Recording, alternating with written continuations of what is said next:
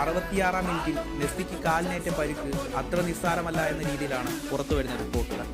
കഴിഞ്ഞ ദിവസം Copa America വിജയത്തിന് ശേഷം സപ്പോർട്ട് ചെയ്ത എല്ലാവർക്കും നന്ദി പറഞ്ഞുകൊണ്ട് മെസ്സി ഒരു പോസ്റ്റ് ഇട്ടിരുന്നു.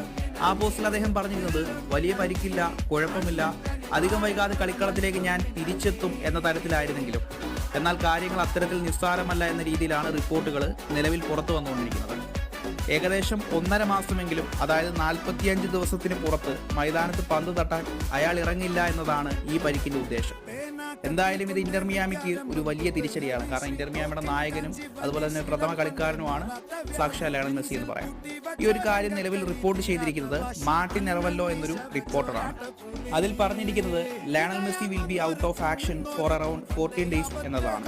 എന്നാൽ ഗാസ്റ്റോണഡൽ എന്നൊരു റിപ്പോർട്ടർ പറയുന്നത് Leo Messi has a ligament injury that does not require surgery, he can recover with rest and physical therapy.